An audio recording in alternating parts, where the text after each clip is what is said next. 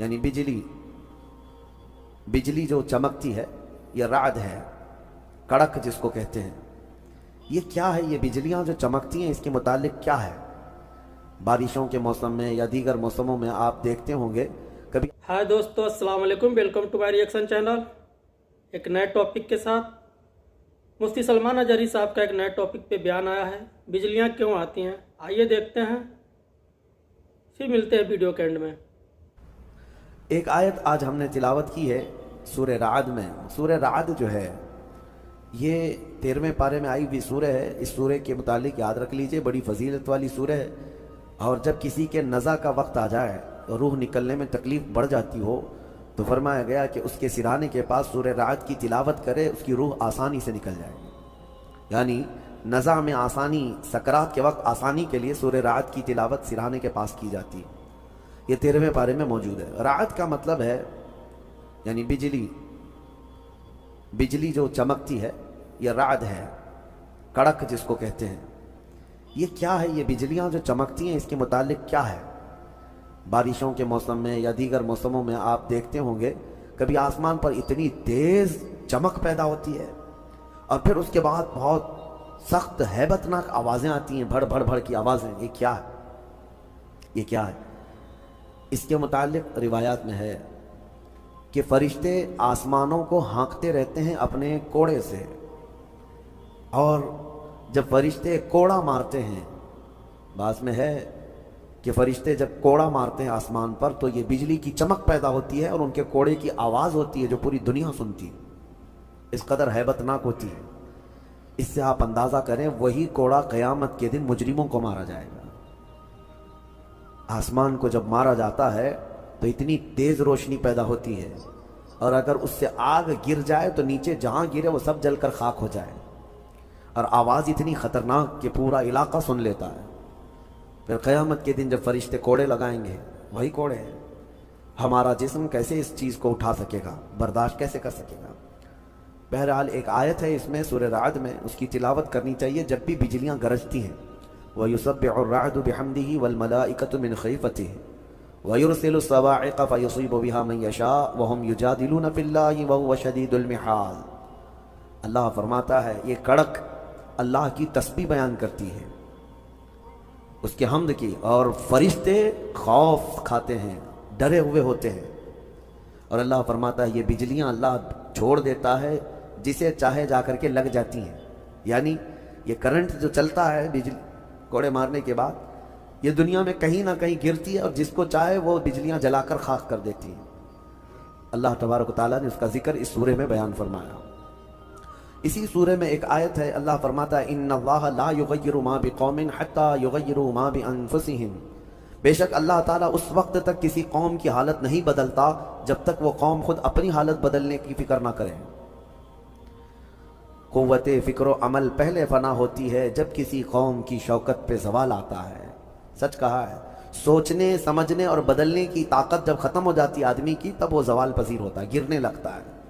جس کو یہ فکر ہے کہ مجھے بدلنا ہے، اللہ تعالیٰ کی طرف سے اس کے لیے دروازے اور کھولے جاتے ہیں. کچھ لوگ یہ سوچتے ہیں یہاں بیٹھ کر کے میں متقی بن جاؤں، میں بیٹھ کر کے اللہ کا ولی بن جاؤں، میں کچھ کام نہ کروں اور مجھے ہر گناہ سے بچنے کی عادت ہو جانا چاہیے. ایسا کیسے ہوگا؟ تمہیں شوگر سے بھی بچنا ہے اور بی پی سے بھی بچنا ہے، لیکن روز 1 کلو شکر بھی کھاتے ہو، 1 کلو نمک بھی کھاتے ہو. کیسے ہوگا؟ تمہارا خود کا عمل، تمہاری کوشش جب تک نہ ہوگی، اللہ تعالیٰ فرماتا ہے ہم نہیں بدلیں گے ان کی حالتوں کو. اور جب تم بدلنا چاہو گے تو اللہ کیسے بدلتا ہے پتہ ہے؟ اللہ اکبر، حدیث قدسی ہے، اگر تم ایک بالش بڑھ کر کے آؤ گے، اللہ فرماتا ہے 10 قدم بڑھ کر کے تجھے لے لے گا. اللہ کی رحمت 10 قدم آگے بڑھ کر تجھے لے لے گی. تم چل کر کے آؤ گے تو اس کی رحمت دوڑ کر کے لے لے گی. لیکن شرط ہے کہ تم بدلنا چاہو. تم نے اگر جس دن یہ ارادہ کر لیا، عزم کر لیا، اللہ کی طرف سے مزید دروازے کھولے جاتے ہیں. لوگ یہ کہتے ہیں نا توبہ کرنے کے بعد بھی پھر وہی ہوتا ہے، چھوٹتا نہیں. مسئلہ توبہ کا یہ نہیں ہے کہ گال پہ تھپڑ مار لینا. توبہ کا یہ ہے عزم کرنا، پکا ارادہ کرنا، اور اللہ سے یوں عرض کرنا کہ تیرا وعدہ ہے کہ جو بدلنا چاہے، جو بڑھنا چاہے تو اسے بدل دے گا. میں بدلنے کے لیے آگے بڑھ رہا ہوں مولا، اب تو رحمتیں بھیج. پھر دیکھو کیسے نہیں بدلتے. اللہ تمہیں توبہ پر دوام عطا کرے گا. پھر کبھی بھی قدم پھسلے گا اللہ تمہارے لیے مدد نازل فرمائے گا۔ زندگی ہے، آخری سانس تک کچھ نہ کچھ خطائیں ہوتی رہتی ہیں، قدم جب بھی پھسلے گا لیکن مولا تمہیں توبہ کی توفیق ضرور عطا کرے گا۔ اسی لیے کوشش پہلے خود کے بڑھنے کی ہو، خود کے بدلنے کی ہو۔ ایک بات یاد رکھیں، ہمارے معاشرے میں اچانک کوئی ہوا نہیں آئے گی جو سب کو پرہیزگار بنا کے چلی جائے گی۔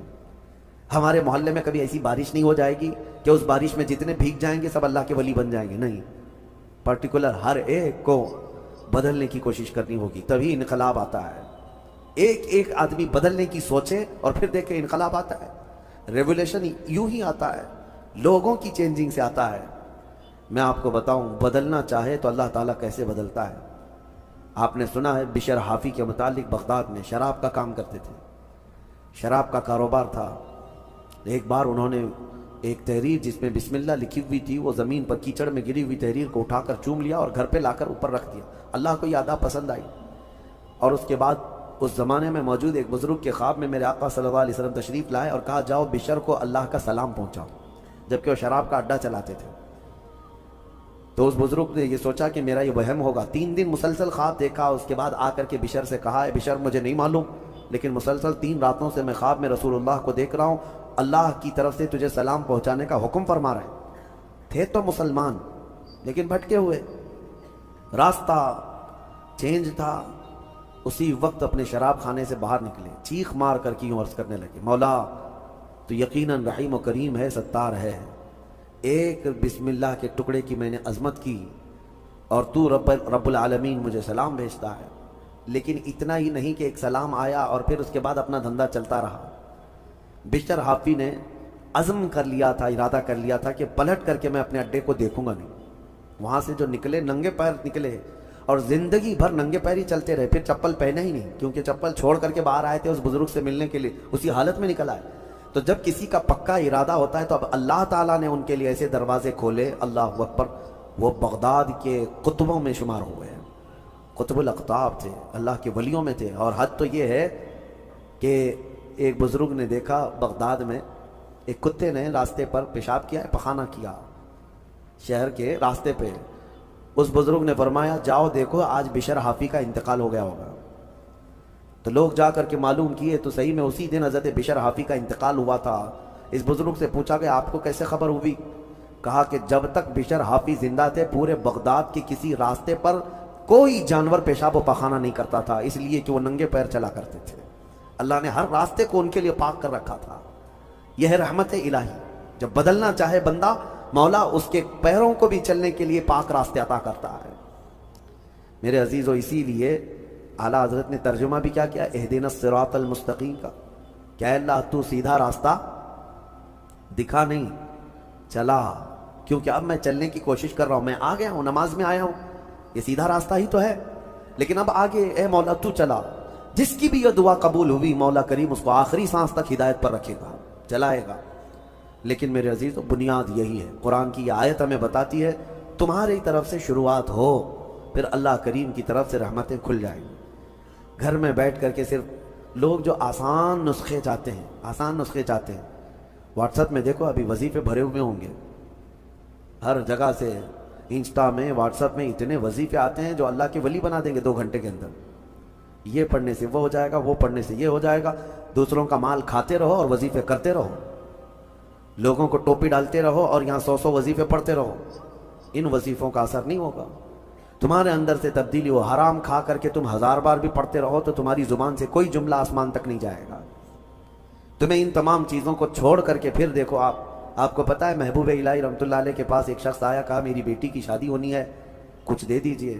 انہوں نے کہا جا باہر کچھ ڈھیلے پڑے ہوں تو لے آؤ۔